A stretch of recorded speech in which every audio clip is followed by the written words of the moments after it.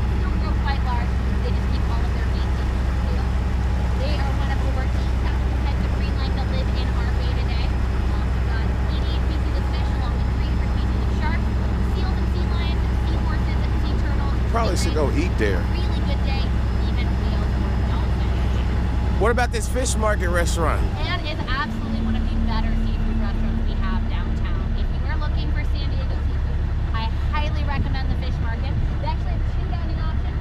The fish market is the lower level, which is more kind of casual style and family friendly. If you're looking for a really fancy date night though, top of the market up above, you can see it's their white table linen service. Now the prices do jump as you move from the top to the bottom. The price is gonna be high, period. Pretty much. But it's really good. They buy a lot of their seafood locally, and then of course they've got one of the best views out here on the bay, which is nice. You always see some people braving the weather to eat outside here. Presidential. Presidential. There we go. Oh, we got the whole Bob Hope here. Right over here is our Bob Hope statue garden dedicated to his years with the USO. And then our 25 statue of unconditional surrender. Of course, recreating that famous photo taken in Times Square, celebrating the end of World War II. And then speaking of the end of World War II, folks, that brings us right over here to number 41, the former USS Midway, now the Midway Museum, and the only aircraft carrier you can board here in San Diego. Now, she was launched right after the end of World War II in 1945, served all the way up until 1992. Her 47 years of service took her through Korea, Vietnam, and the first Persian Gulf War, Operation Desert Storm, and make her the longest serving carrier of the 20th century. Now, when she was launched in 1945, she was the largest ship in the world, and the first warship too large to fit through the Panama Canal. Unlike the modern carriers that are nuclear powered, this lady here ran off diesel and could burn through 100,000 gallons of fuel a day. Today, she is the world's largest floating museum, and it will take you at least 4 hours to make your way through the ship. You can go in there, they have that? Yeah, she's a full museum. Full museum, but it is an all-day adventure. I say Get there at 9 o'clock in the morning, make reservations for dinner, don't plan on doing anything else. It's that much. You can be on there from 9 a.m. till 5 o'clock at night when she closes and still not see everything.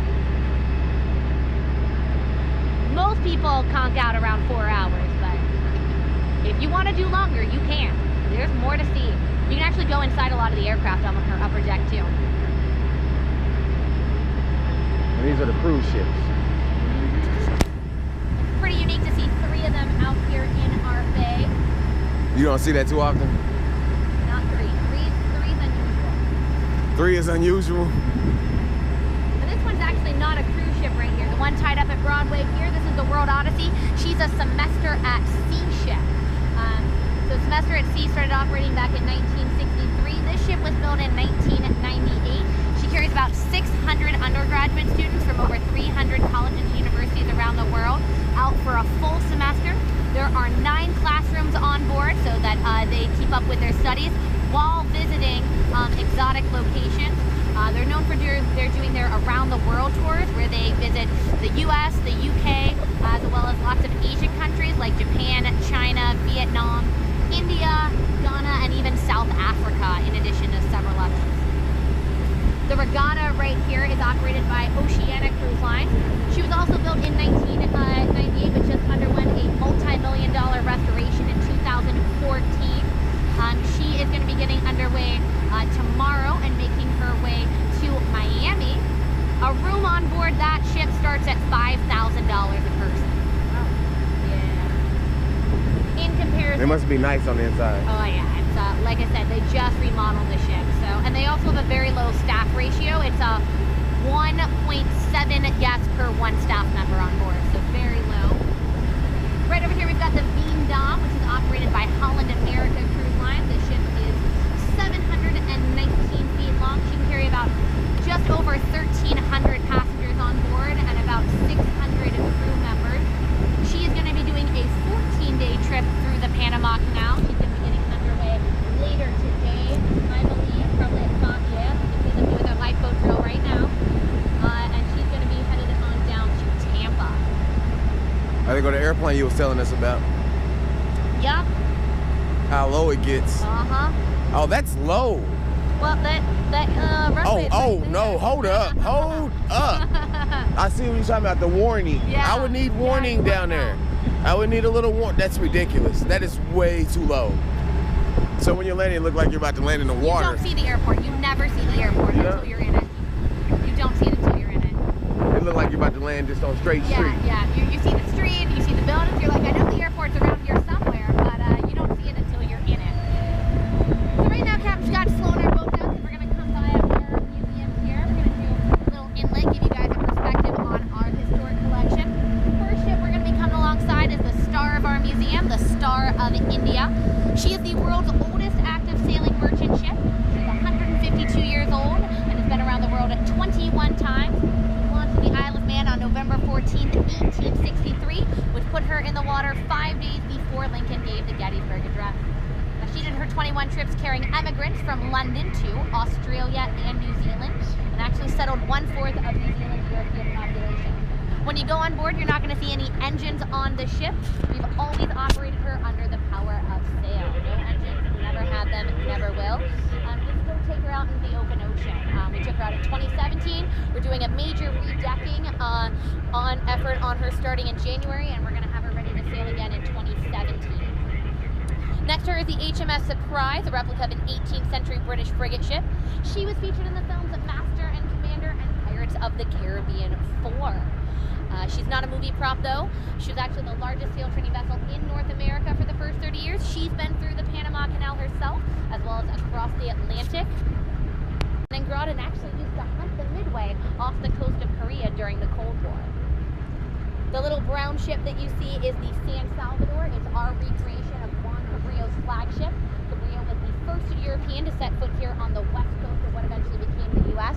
when he landed at Ballast Point back in 1542. The white ferry boat Berkeley, which is the centerpiece of our museum, was built in 1898. I mean, y'all Successful seen steam something propeller great. ferry on the west coast. Served up until the 50s, going between Oakland and San Francisco, and rescued hundreds of people from the 1906 disaster.